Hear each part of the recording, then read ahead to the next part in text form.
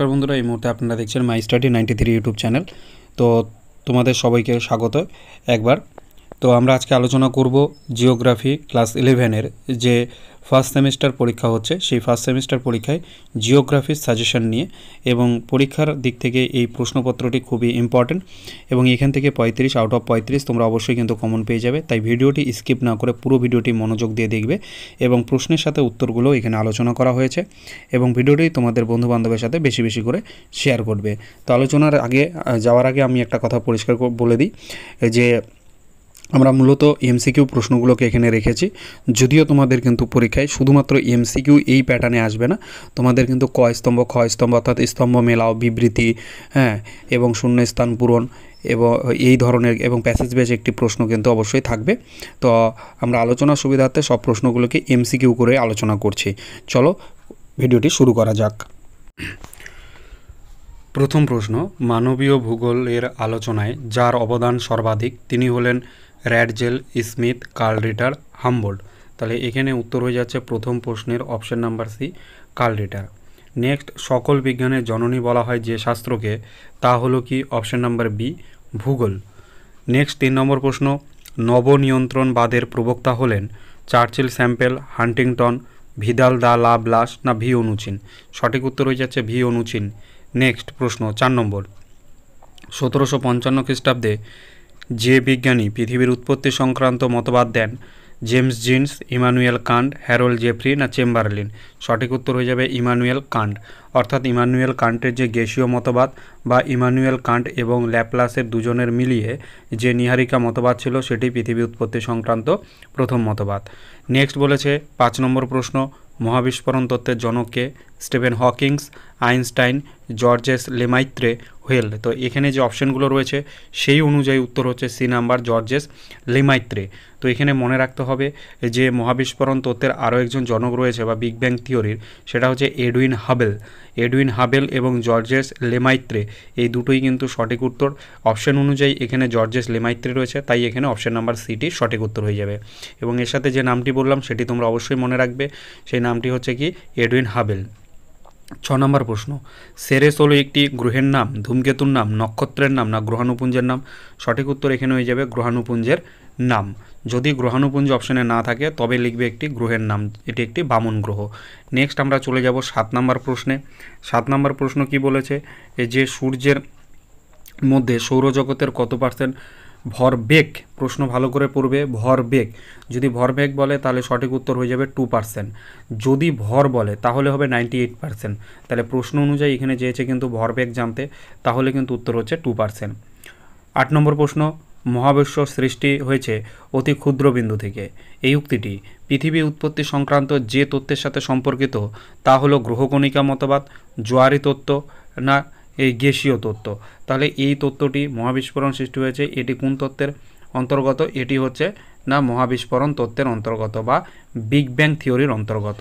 তাহলে এই তত্ত্বটি কোথাকার? না বিগ ব্যাং থিওরির অন্তর্গত, কিন্তু বিগ ব্যাং থিওরি। নেক্সট 9 নম্বর প্রশ্ন, পৃথিবীর আভ্যন্তরীণ সম্পর্কে সর্বাধিক বিজ্ঞানসম্মত ধারণার উৎস হলো কি? না ভূমিকম্পীয় তরঙ্গ। Option number D.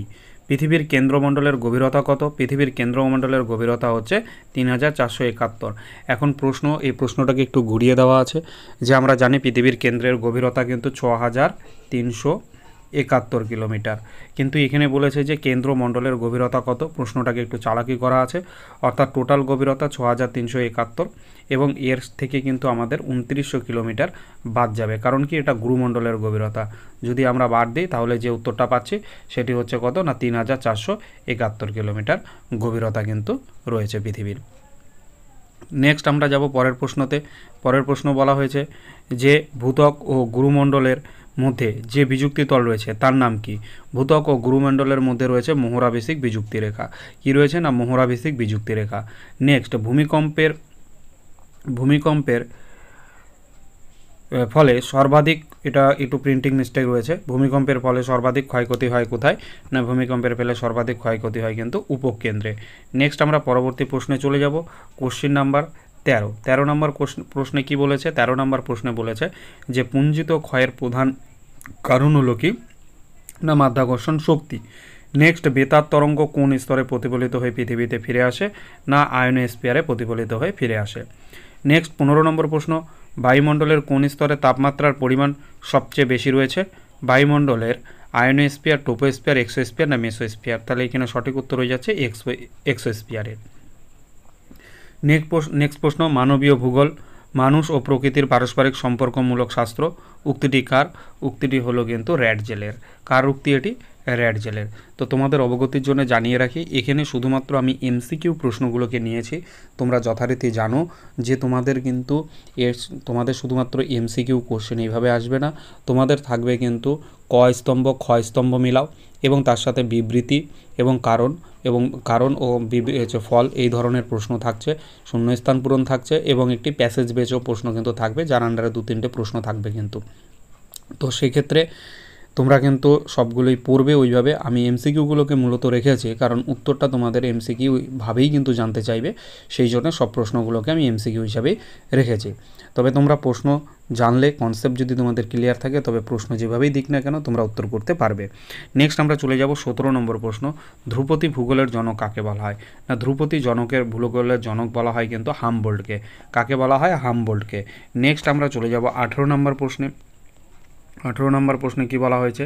প্রকৃতির মুখ্য নিয়ন্ত্রক হলো মানুষ, এমন দৃষ্টিভঙ্গি আলোচনা হয়। তাই কি বলেছে? প্রকৃতির মুখ্য নিয়ন্ত্রক হলো মানুষ। প্রকৃতি আলোচনায় এমন দৃষ্টিভঙ্গিকে কি বলা হয়? এমন দৃষ্টিভঙ্গিকে বলা হয় কিন্তু থিওক্রেটিক দৃষ্টিভঙ্গি।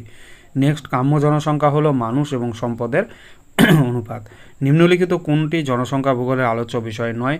অস্থায়ী বসতি জনসংখ্যা ভূগোলের আলোচ্য বিষয় নয়। রিয়েল এস্টেট যার সঙ্গে যুক্ত সেটি হচ্ছে নব্য ক্ষেত্রের অর্থনৈতিক কার্যাবলী কিন্তু। নেক্সট আমরা চলে যাব 22 নম্বর প্রশ্নে।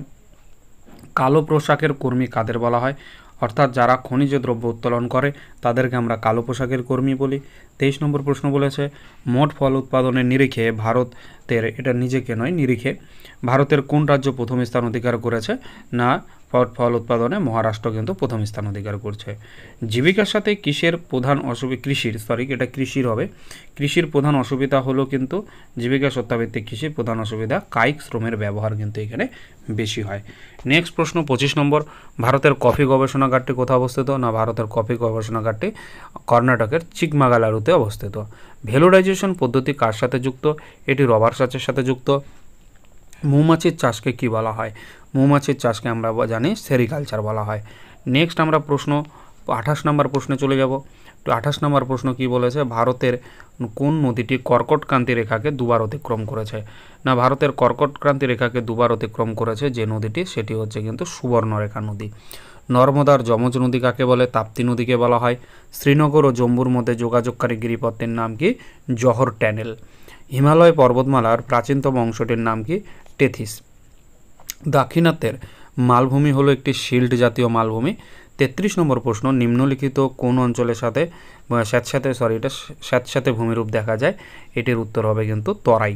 নেক্সট, ভারতের হৃদয় বলা হয় কোন রাজ্যকে? ভারতের হৃদয় বলা হয় কিন্তু আমাদের মধ্যপ্রদেশ রাজ্যকে ভারতের হৃদয় বলা হয়। 35 নম্বর প্রশ্ন, ভারতের কোন রাজ্যের উপর দিয়ে কর্কটক্রান্তি রেখা বিস্তৃত? ভারতের ঝাড়খণ্ড রাজ্যের উপর দিয়ে কিন্তু না কর্কটক্রান্তি রেখা গিয়েছে। এবং তোমরা এর সাথে মনে রাখবে 8টি রাজ্যের নাম। 8টি রাজ্য হচ্ছে গুজরাট, রাজস্থান, ঝাড়খণ্ড, ঠিক আছে, মধ্যপ্রদেশ, পশ্চিমবঙ্গ, ছত্তিশগড়, আর ওইদিকে হচ্ছে ত্রিপুরা এবং মিজোরাম। অর্থাৎ এই 8টি রাজ্যের উপর দিয়ে কিন্তু কর্কটক্রান্তি রেখা গেছে। এই যে আমরা 35টা প্রশ্ন আলোচনা করলাম, পরীক্ষার ফার্স্ট সেমিস্টার পরীক্ষা তোমাদের কিন্তু খুবই গুরুত্বপূর্ণ এই 35টা প্রশ্ন দেখে যাবে এবং এই প্রশ্নগুলোর সাথে যে রিলেটেড প্রশ্নগুলো হচ্ছে সেগুলো অবশ্যই কিন্তু তোমরা একবার দেখে যাবে। আশা করছি 35 নাম্বার তোমরা এখান থেকেই কমন পেয়ে যাবে। ভিডিওটি ভালো লেগে থাকলে একটি লাইক, কমেন্ট এবং শেয়ার করতে ভুলবে না এবং ভিডিওটি বেশি বেশি পরিমাণে কিন্তু বন্ধুবান্ধবদের সাথে শেয়ার করবে। ধন্যবাদ।